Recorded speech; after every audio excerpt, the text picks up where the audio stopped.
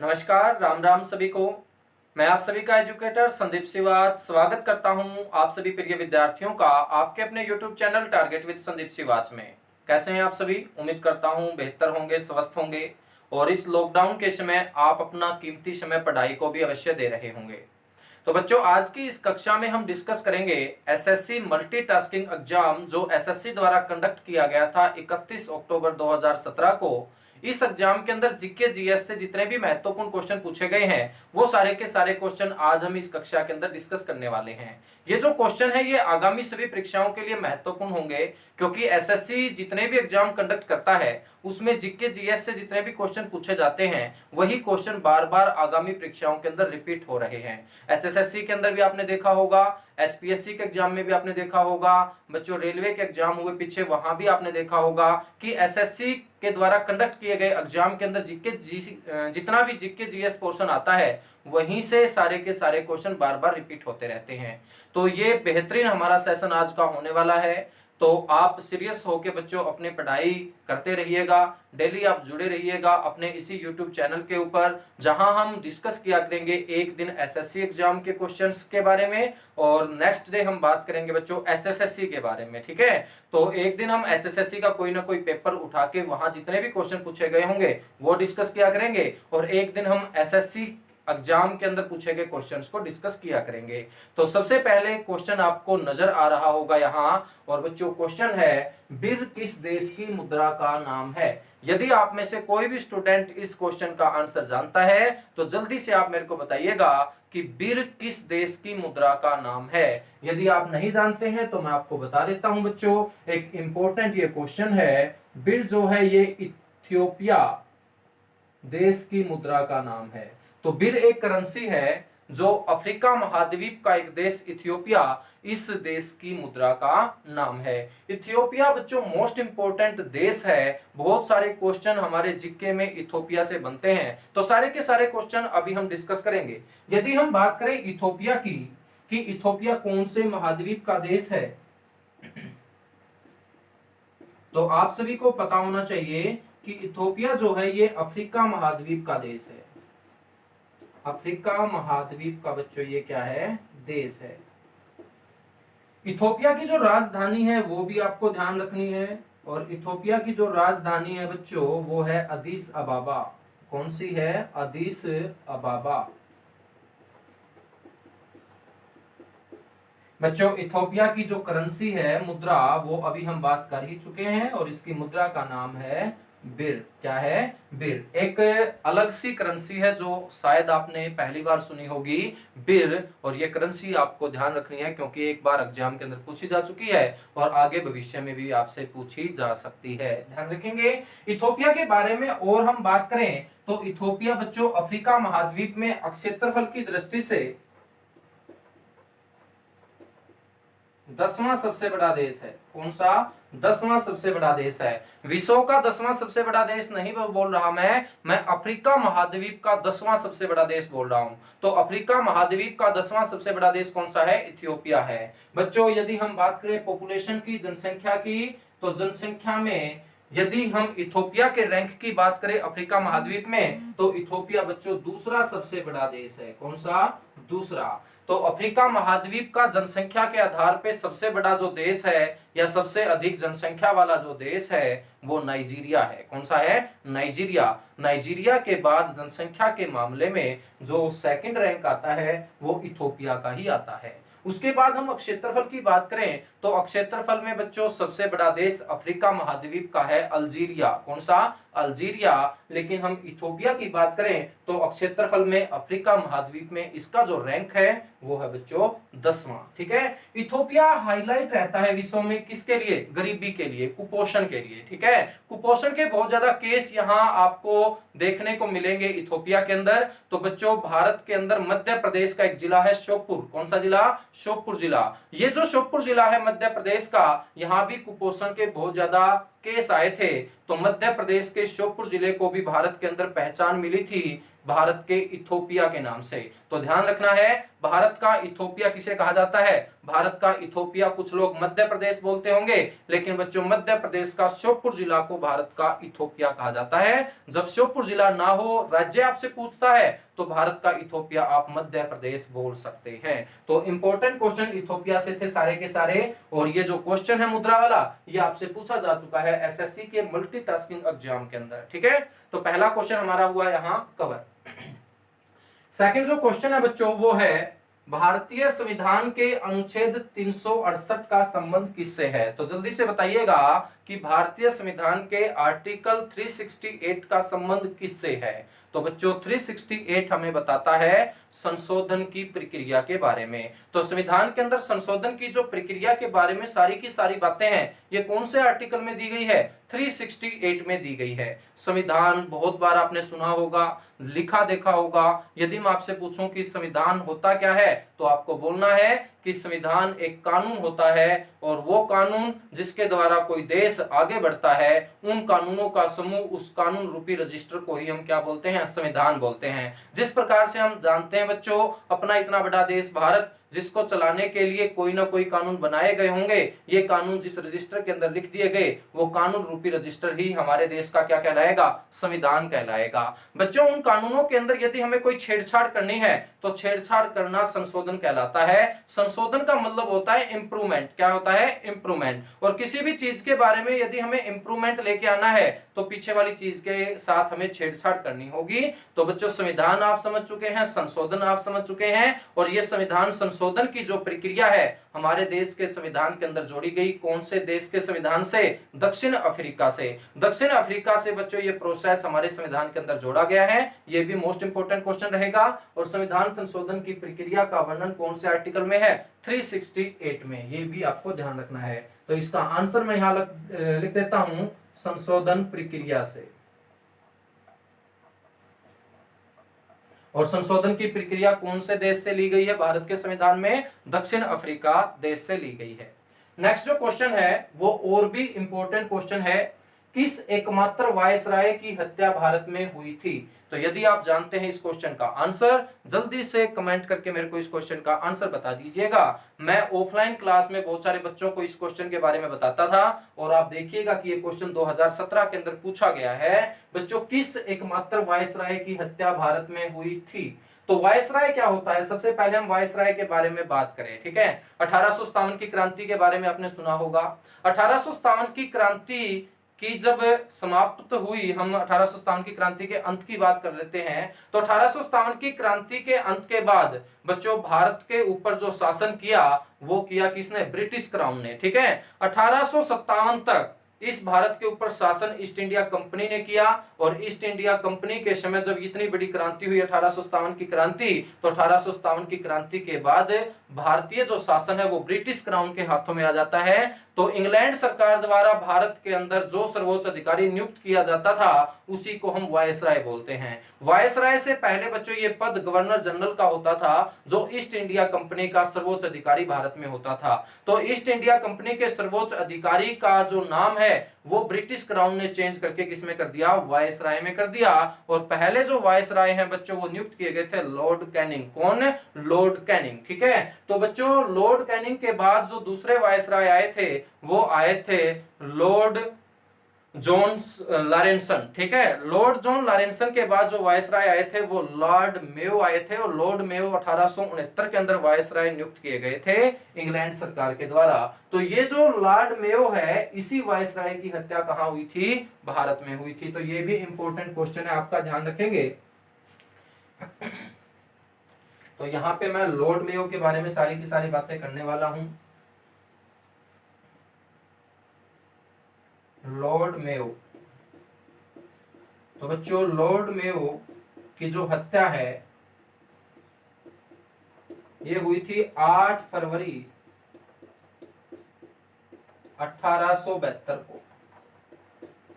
और इनकी जो हत्या है बच्चों, यदि मैं आपसे पूछूं कि भारत के कौन से स्थान पे की गई थी, मोस्ट इंपोर्टेंट क्वेश्चन है। लॉर्ड मेयो की जो हत्या है वो पोर्ट ब्लेयर पर की गई थी। अंडमान निकोबार की राजधानी पोर्ट ब्लेयर ठीक है। और इसी पोर्ट ब्लेयर के अंदर एक जेल है, सेलुलर जेल। इसी सेलुलर जेल में लॉर्ड मेयो वहां पे बंद कैदियों के हालचाल को पूछने के लिए गए थे, लेकिन वहीं पर एक व्यक्ति, भारतीय व्यक्ति जिसका नाम था पठान शेर अली, तो पठान शेर अली ने चाकू की सहायता से बच्चों इस वायसराय की क्या कर दी थी, हत्या कर दी थी। तो लॉर्ड मेयो की हत्या किसने की थी वो भी आपको ध्यान रखना है, शेर अली पठान द्वारा इसकी हत्या की गई थी।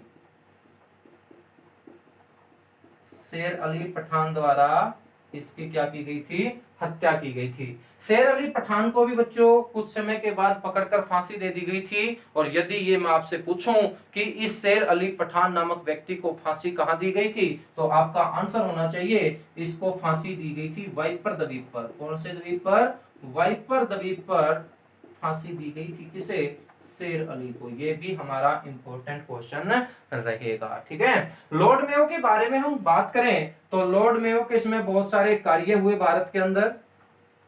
इसके समय में यदि हम कार्य की बात करें तो सबसे पहले बच्चों भारत में जनगणना, भारत में जनगणना की शुरुआत कब हुई थी, 1872 1872 में।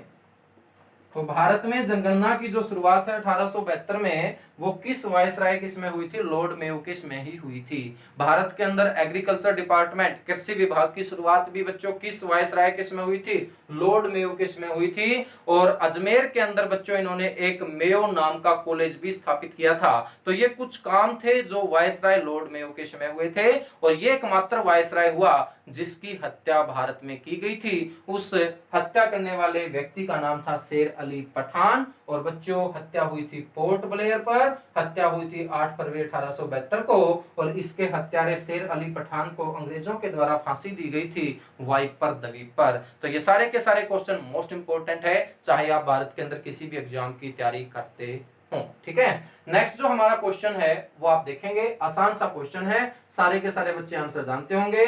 क्षेत्रफल की दृष्टि से विश्व का दूसरा सबसे बड़ा देश, तो जल्दी से बताइएगा आप, क्षेत्रफल की दृष्टि से विश्व का दूसरा सबसे बड़ा देश। चलो सबसे पहले आप क्षेत्रफल की दृष्टि से विश्व का सबसे बड़ा देश बता दीजिए मेरे को। आप सभी जानते होंगे इसका आंसर, बिल्कुल बहुत सारे बच्चे आंसर दे रहे हैं। और इसका जो आंसर रहेगा वो रहेगा रसिया, यानी कि रूस, ठीक है। रूस बच्चों एक ऐसा देश जो एशिया और यूरोप दोनों महाद्वीपों में फैला हुआ है, ठीक है। तो रूस के बाद दूसरा सबसे बड़ा जो क्षेत्रफल लिए बैठा है दुनिया के अंदर, वो कनाडा लिए बैठा है। तो क्षेत्रफल की दृष्टि से दूसरा सबसे बड़ा देश आपको ध्यान रखना है कौन सा है, कनाडा है, ठीक है। तो उत्तरी अमेरिका महाद्वीप का ये देश कनाडा, ये क्षेत्रफल की दृष्टि से दूसरा सबसे बड़ा देश है। कनाडा से एक और मोस्ट इंपोर्टेंट क्वेश्चन मैं आपको बता देता हूं बच्चों, विश्व में जो सबसे लंबी तटीय रेखा वाला देश है, ठीक है, जिसका कोस्टल बॉर्डर सबसे ज्यादा है, ठीक है, लंबा है, तो बच्चों सबसे लंबी तटीय सीमा वाला देश भी हमारा कनाडा ही है। ये भी आपको ध्यान रखना है, ठीक है। नेक्स्ट क्वेश्चन है, चोरी चोरा की हिंसक घटना के कारण कौन सा आंदोलन स्थगित कर दिया गया था। आप सभी जानते हैं इस आंदोलन के बारे में, मोस्ट इंपोर्टेंट ये क्वेश्चन है। एक घटना हुई थी बच्चों 5 फरवरी 1922 को। 5 फरवरी 1922 को जो ये घटना हुई थी, ये उत्तर प्रदेश राज्य का एक शहर है गोरखपुर, और गोरखपुर के निकट एक कस्बा है चोरी चारा, ठीक है, चोरी चोरा। चोरी चोरा नामक इस कस्बे के अंदर 5 फरवरी 1922 को जो घटना हुई, उसी घटना से दुखी होकर महात्मा गांधी द्वारा अपना ये आंदोलन वापस ले लिया गया था। और इस आंदोलन को आप जानते हैं, ये आंदोलन था बच्चों असहयोग आंदोलन, ठीक है। तो इसका जो हमारा आंसर रहेगा वो रहेगा असहयोग आंदोलन। असहयोग आंदोलन बच्चों शुरू किया गया था 1920 में, ठीक है। जलियांवाला बाग हत्याकांड के बाद महात्मा गांधी द्वारा इस आंदोलन की शुरुआत की गई थी। और इस आंदोलन को चलाए जाने का जो प्रस्ताव पारित है वो नागपुर अधिवेशन में पारित किया गया था। 1920 के अंदर जो ये महात्मा गांधी द्वारा आंदोलन शुरू किया गया था, तो 5 फरवरी 1922 को बच्चों कुछ लोगों ने, कुछ क्रांतिकारियों ने इस चोरी चोरा नामक कस्बे के अंदर ब्रिटिश पुलिस चौकी को आग के हवाले करने का काम कर दिया था और उस चौकी के अंदर बैठे 22 पुलिसकर्मी जिंदा जल गए थे। इसी घटना से दुखी होकर महात्मा गांधी ने बच्चों ये आंदोलन वापस ले लिया था, क्योंकि महात्मा गांधी अहिंसा के पुजारी थे और इस आंदोलन के अंदर हिंसा बढ़ती जा रही थी, तो हिंसा से दुखी होकर यह आंदोलन वापस लेना पड़ा था और यह आंदोलन था असहयोग आंदोलन। यह घटना कब हुई थी ये भी आपको ध्यान रखना है, 5 फरवरी 1922 को। ये जो चौरी चौरा नामक स्थान है ये कौन से राज्य के अंदर है, उत्तर प्रदेश में है, ये भी आपको ध्यान रखना है। हरियाणा के अंदर भी बहुत सारे क्वेश्चन असहयोग आंदोलन से पूछे जाते हैं, ठीक है, कि महात्मा गांधी द्वारा चलाए गए असहयोग आंदोलन को हरियाणा में किस नाम से पुकारा जाता है, तो आप सभी जानते हैं बच्चों, गांधी की आंधी के नाम से पुकारा जाता है। हरियाणा के अंदर असहयोग आंदोलन चलाए जाने के लिए पहली मीटिंग कहां हुई थी बच्चों, ये मीटिंग हुई थी पहली पानीपत में। कहां हुई थी, पानीपत के अंदर। तो बहुत सारे क्वेश्चन पूछे जाते हैं, असहयोग आंदोलन के पक्ष में कौन हरियाणा से व्यक्ति नहीं थे बच्चों, छोटू राम नहीं थे। कौन नहीं थे, छोटू राम। छोटू राम ने असहयोग आंदोलन का क्या किया था, विरोध किया था, ठीक है। तो बहुत सारे क्वेश्चन हमारे यहाँ से कवर हो जाते हैं। उम्मीद करता हूं कि सारी की सारी बातें आपके आसानी से समझ में आ रही होंगी। फिर भी किसी का कोई डाउट रह जाता है तो आप कमेंट करके वो डाउट मेरे से क्लियर कर सकते हैं। नेक्स्ट क्वेश्चन की तरफ हम बढ़ते हैं। नेक्स्ट जो क्वेश्चन है बच्चों वो ज्योग्राफी के सोलर सिस्टम से पूछा गया क्वेश्चन है। गैनीमेड नामक जो एक उपग्रह है जिसे हम चंद्रमा भी बोल सकते हैं, बताइए गैनीमेड वो किस ग्रह का चंद्रमा है। तो आप सभी जानते हैं गैनीमेड को। गैनीमेड सौरमंडल का सबसे बड़ा चंद्रमा है, सौरमंडल का सबसे बड़ा उपग्रह है। और ये जो गैनीमेड है बच्चों ये जुपिटर सैटेलाइट या जुपिटर ग्रह का क्या है, सबसे बड़ा उपग्रह है, ठीक है। तो गैनीमेड है जुपिटर जिसे हम क्या बोल सकते हैं हिंदी में, बृहस्पति ग्रह का उपग्रह है, ठीक है। गैनीमेड बच्चों यदि हम बात करें इसकी खोज की, तो गैनीमेड की जो खोज है वो 1610 ईस्वी में की गई थी और 1610 ईस्वी में इस उपग्रह को खोजा था गैलीलियो गैलीली द्वारा। ये भी आपको ध्यान रखना है, ठीक है। गैनीमेड जो है इसका दूसरा नाम जुपिटर थर्ड भी है, ध्यान रखेंगे, ठीक है। तो गैनीमेड को जुपिटर थर्ड के नाम से भी पुकारा जाता है। गैनीमेड का जो रंग है बच्चों वो पीला है, ध्यान रखें आप, पीला है। गैनीमेड जो है इसका आकार बुध ग्रह से भी बड़ा है, ये भी आपको ध्यान रखना है। आकार जो है इसका बच्चों बुध ग्रह से बड़ा है। मोस्ट इंपोर्टेंट ये क्वेश्चन है कि बताइए गैनीमेड जो उपग्रह है बृहस्पति ग्रह का वो निम्नलिखित में से कौन से ग्रह से बड़ा है, तो आप ध्यान रखेंगे वो बुध ग्रह से बड़ा है। गैनीमेड जो है ये सौरमंडल का सबसे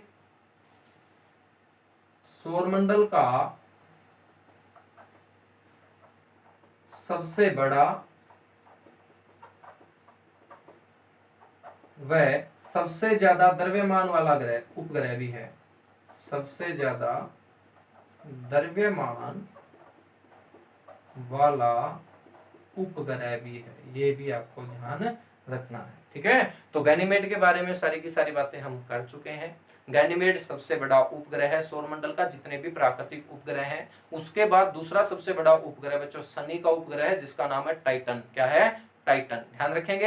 एक टाइटन है, एक टाइटेनिया है। टाइटेनिया अरुण का उपग्रह है, टाइटन शनि का उपग्रह है, गैनीमेड बृहस्पति का उपग्रह है, ध्यान रखेंगे आप। इसकी खोज भी आपको ध्यान रख लेनी है, 1610 ईस्वी में गैलीली के द्वारा की गई थी। नेक्स्ट जो हमारा क्वेश्चन है वो है किसे सामान्यतः ताल रेशम कहा जाता है। तो एक रेशम है, उस रेशम को ताल रेशम के नाम से पुकारा जाता है। यदि आप जानते हैं इसका आंसर तो जल्दी से बताइएगा कमेंट करके मेरे को कि किसे ताल रेशम। तो सबसे पहले वर्ड को समझिएगा, रटना नहीं है। ताल का मतलब क्या होता है, ताल का मतलब होता है तालाब, और तालाब में क्या होता है बच्चों, पानी होता है। क्या होता है, पानी। तो बच्चों पानी के अंदर, ठीक है, पानी के अंदर हरे रंग का एक क्लोरोप्लास्ट ठीक है, एक क्लोरोप्लास्ट जीवों के द्वारा तैयार किया जाता है और हरे रंग के क्लोरोप्लास्ट की इस पट्टी को ही हम क्या बोलते हैं, पानी का रेशा बोलते हैं, ताल रेशम बोलते हैं। तो यहाँ जो ताल है वो ताल पानी को दर्शाता है, ध्यान रखेंगे। तो पानी के अंदर तैयार होने वाला हरे रंग का क्लोरोप्लास्ट जिसे हम ताल रेशम के नाम से पुकारते हैं, उस ताल रेशम को क्या कहा जाता है, ठीक है, या किसे हम ताल रेशम के नाम से पुकारते हैं। तो बच्चों इसका नाम है स्पाइरोगाइरा, स्पाइरोगाइरा, ठीक है। तो पानी के अंदर हरे रंग की क्लोरोप्लास्ट की जो एक लेयर तैयार होती है जिसे हम स्पाइरोगाइरा के नाम से पुकारते हैं, तो इस स्पाइरोगाइरा को ही ताल रेशम या पानी का रेशा कहा जाता है, पानी का रेशम कहा जाता है। तो एक इंपॉर्टेंट क्वेश्चन है ये, ध्यान रखें आप। नेक्स्ट क्वेश्चन है पर्यावरण प्रदूषण से होने वाली अम्ल वर्षा का कारण, ठीक है। आप सभी जानते हैं एसिड रेन, एसिड रेन किसके कारण होता है, एसिड रेन होता है सल्फर डाइऑक्साइड और नाइट्रस ऑक्साइड के कारण, ठीक है। तो नाइट्रस ऑक्साइड और सल्फर डाइऑक्साइड जो पैदा होते हैं वायुमंडल के अंदर वो प्रदूषण से होते हैं। और बच्चों प्रदूषण के दौरान वायुमंडल में उत्सर्जित होने वाले सल्फर डाइऑक्साइड, नाइट्रस ऑक्साइड जब हवा के माध्यम से ऊपर लेके जाए जाते हैं तो ऊपर जाकर बच्चों ये बर्फ और बूंदों का काम करते हैं जिसे हम वर्षा बोल सकते हैं, एसिड रेन बोल सकते हैं। तो एसिड रेन किसके कारण होती है, मोस्ट इंपोर्टेंट हमारा ये क्वेश्चन है, ये होती है सल्फर डाइऑक्साइड प्लस बच्चों नाइट्रस ऑक्साइड के कारण, ठीक है। सल्फर डाइऑक्साइड या हम नाइट्रस ऑक्साइड बोल सकते हैं। नेक्स्ट हमारा क्वेश्चन है वजन के आधार पर सबसे मजबूत मांसपेशी कहां पर पाई जाती है। आप सभी जानते होंगे वजन के आधार पर सबसे मजबूत मांसपेशी बच्चों कहां पाई जाती है, जबड़े में पाई जाती है, कहां, जबड़े में, ठीक है। तो जबड़े की जो मांसपेशी है वो वजन के आधार पर सबसे मजबूत मांसपेशी होती है। नेक्स्ट है गैस को तरल में बदलने की प्रक्रिया को क्या कहा जाता है। तो बच्चों गैस को लिक्विड में कन्वर्ट जब करते हैं, ठीक है, या गैस जब लिक्विड के अंदर कन्वर्ट हो जाता है तो इस प्रोसेस को हम किस नाम से पुकारते हैं, इस प्रोसेस को हम कंडेंसेशन बोलते हैं, हिंदी में संघनन बोलते हैं। क्या बोलते हैं, संघनन। तो मैं यहां लिख देता हूं इसका आंसर कंडेंसेशन या संघनन। तो संघनन क्या है, संघनन कुछ नहीं है बच्चों, गैस का किस में चेंज हो जाना, लिक्विड में चेंज हो जाना, ठीक है। और गैस जब लिक्विड में चेंज हो जाता है उसी को हम बच्चों क्या बोलते हैं, वर्षा बोलते हैं, ठीक है। और कंडेंसेशन से ही बच्चों क्या होती है, वर्षा होती है। तो मोस्ट इंपोर्टेंट क्वेश्चन है कि वर्षा किस प्रोसेस के कारण होती है, आप बोलेंगे संघनन के कारण होती है या कंडेंसेशन के कारण होती है। नेक्स्ट है प्रकाश किस माध्यम से सबसे तेज गति से यात्रा करता है। जल्दी से मेरे को बताइएगा कि प्रकाश किस माध्यम से सबसे तेज गति से चलता है। और आप सभी जानते हैं बच्चों प्रकाश की जो गति होती है वो होती है 3 गुणा 10 की पावर 8 मीटर प्रति सेकंड। प्रकाश की जो गति है वो होती है 3 गुणा 10 की पावर 8 मीटर प्रति सेकंड। और प्रकाश की गति सबसे ज्यादा, ये सबसे ज्यादा होती है बच्चों वैक्यूम में। वैक्यूम जिसे आप क्या बोलते हैं, निर्वात, क्या बोलते हैं, निर्वात, ठीक है। तो निर्वात या वैक्यूम में ही सबसे ज्यादा प्रकाश की गति होती है 3 गुणा 10 की पावर 8 मीटर प्रति सेकंड। छोटी व बड़ी आंत दोनों में से कौन सी अधिक लंबी है। तो आप सभी जानते हैं जिसका नाम छोटा है वही आंत सबसे लंबी होती है। तो छोटी व बड़ी आंत में से बच्चों सबसे अधिक लंबी है कौन सी आंत, छोटी आंत, ध्यान रखेंगे। तो बच्चों छोटी कौन सी है, फिर बड़ी आंत, ध्यान रखेंगे। नेक्स्ट क्वेश्चन है कौन सा वस्त्र उद्योगों के लिए एक विरंजक एजेंट है। तो जल्दी से बताइएगा यदि आप जानते हैं इसका आंसर। और वस्त्र उद्योगों के लिए एक विरंजक एजेंट का काम करता है hydrogen peroxide, hydrogen peroxide, hydrogen peroxide, ठीक है। नेक्स्ट है बच्चों बॉक्साइट किसका ऐसक है। जल्दी से बताइएगा बॉक्साइट जो है वो किसका ऐसक है। आप सभी जानते होंगे बॉक्साइट जो है वो ऐसक है किसका, एल्यूमिनियम का, किसका, एल्यूमिनियम का। एल्यूमिनियम का आयस्क है बच्चों ऑक्साइड। नेक्स्ट क्वेश्चन है हमारा, अंतरराष्ट्रीय समुद्री संगठन किससे संबंधित है? ठीक है, अंतरराष्ट्रीय समुद्री संगठन जिसे हम क्या बोल सकते हैं? आईएमओ। आईएमओ की फुल फॉर्म होगी international maritime organisation. IMO international maritime organisation या अंतरराष्ट्रीय समुद्री संगठन बच्चों जिसकी स्थापना हुई थी 1948 में, 1948 में 1948 में इसकी स्थापना हुई और इसका जो मुख्यालय है, हेडक्वार्टर आज के समय वो है बच्चों कहाँ? लंदन में। ध्यान रखेंगे। इसकी स्थापना क्यों की गई थी, किस पर्पज से इसको स्थापित किया गया था? इसकी स्थापना की गई थी बच्चों समुद्र के रास्ते जहाजों पर जो सामान लेके जाया जाता है एक स्थान से दूसरे स्थान तक, उस सामान को आसानी से पहुंचाया जाए, सुरक्षा की दृष्टि से भी और पर्यावरण या वातावरण की दृष्टि से भी। ध्यान रखेंगे। तो ये जो अंतरराष्ट्रीय समुद्री संगठन है ये जहाजों से संबंधित है। ध्यान रखेंगे, समुद्री जहाजों से संबंधित है। तो समुद्र के रास्ते जो सामुद्रिक व्यापार है वो आसानी से किया जा सके, कोई भी प्रॉब्लम इस व्यापार को लेके कभी ना आए, इसलिए बच्चों एक संगठन बनाया गया, इंटरनेशनल मैरीटाइम ऑर्गेनाइजेशन, अंतरराष्ट्रीय समुद्री संगठन, जिसकी स्थापना 1948 में की गई थी। इसका मुख्यालय कहाँ है? लंदन में है। यदि हम बात करें आईएमओ में भारत कब शामिल हुआ, तो अपना जो देश है भारत बच्चों इस संगठन में शामिल हुआ 1959 1959 में। कब शामिल हुआ? 1959 में। ठीक है। नेक्स्ट बच्चों, एस्ट्रोसैट भारत का प्रथम क्या है? ठीक है, जो एस्ट्रोसैट है ये बच्चों भारत का प्रथम क्या है? यदि आप जानते हैं इसका आंसर तो जल्दी से आप कमेंट करके मेरे को आप बताएंगे कि एस्ट्रोसैट जो है ये भारत का प्रथम क्या है। ठीक है, तो भारत की बच्चों ये एक अंतरिक्ष वेधशाला है। ध्यान रखेंगे। तो भारत की प्रथम अंतरिक्ष वेधशाला का जो नाम है वो है एस्ट्रोसैट। ध्यान रखेंगे। अंतरिक्ष वेधशाला जिसका पर्पज है ब्रह्मांड के रहस्यों को जानने के लिए। ठीक है, तो अंतरिक्ष से जुड़ी हुई बहुत सारी जानकारियां प्राप्त करने के लिए इसरो द्वारा ये एस्ट्रोसैट बनाया गया और ये भारत का प्रथम बच्चों मल्टी वेवलेंथ वेधशाला हम बोल सकते हैं, अंतरिक्ष वेधशाला है। नेक्स्ट है वॉर एंड पीस पुस्तक के लेखक। वॉर का मतलब आप सभी जानते होंगे युद्ध, और पीस क्या होती है? शांति। तो युद्ध और शांति नामक एक पुस्तक लिखी, उस पुस्तक के लेखक का नाम यदि आप जानते हैं तो जल्दी से बताइएगा। इंपॉर्टेंट ये क्वेश्चन है और इस पुस्तक के लेखक का नाम है लियो टोल्स्टॉय। लियो टोल्स्टॉय। ठीक है, और लियो टोल्स्टॉय यदि मैं आपसे पूछूं कौन से देश के लेखक हैं, तो बच्चों ये एक रूसी लेखक है, रूस देश के रहने वाले लेखक हैं, जिनके द्वारा एक प्रसिद्ध पुस्तक, एक प्रसिद्ध उपन्यास लिखा गया और इस उपन्यास का नाम है वॉर एंड पीस, युद्ध और शांति। तो कई बार ये पुस्तक पूछी जा चुकी है, तो आपको ध्यान रखना है इस पुस्तक के लेखक हैं लियो टोल्स्टॉय। ठीक है।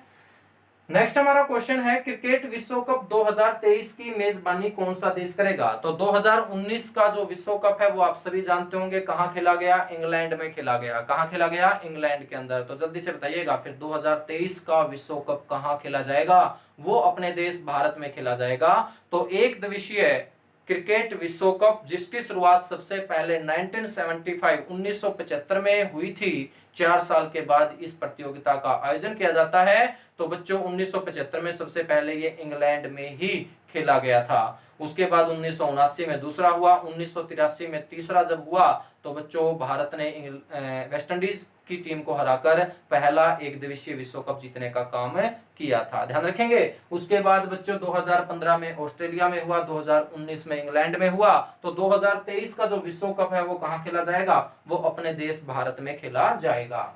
नेक्स्ट क्वेश्चन है, इंपॉर्टेंट क्वेश्चन है और लास्ट क्वेश्चन है बच्चों, महाबलेश्वर सेल ये एक उपन्यासकार है, एक लेखक है। महाबलेश्वर सेल को किस भाषा में काम करने के लिए सरस्वती सम्मान मिला? सरस्वती सम्मान आप सभी जानते होंगे बच्चों, साहित्य के क्षेत्र में दिए जाने वाले सम्मानों में महत्वपूर्ण सम्मानों में से एक है सरस्वती सम्मान, जिसकी शुरुआत 1991 में केके फाउंडेशन के द्वारा की गई थी। तो केके फाउंडेशन द्वारा यह सम्मान साहित्य के क्षेत्र में शुरू किया गया था 1991 में, और सबसे पहले यह सम्मान मिला था बच्चों हरिवंश राय बच्चन को। किसे? हरिवंश राय बच्चन को। तो ध्यान रखेंगे, प्रथम सरस्वती सम्मान से किसे नवाजा गया था? हरिवंश राय बच्चन को। लेकिन बच्चों महाबलेश्वर सेल को भी यह सम्मान मिला 2016 में। कब मिला? 2016 में, ध्यान रखेंगे। और 2016 के अंदर जो ये सम्मान मिला था, ये मिला था इन्हें एक उपन्यास के लिए, और उपन्यास का नाम था हवन। हवन नामक उपन्यास।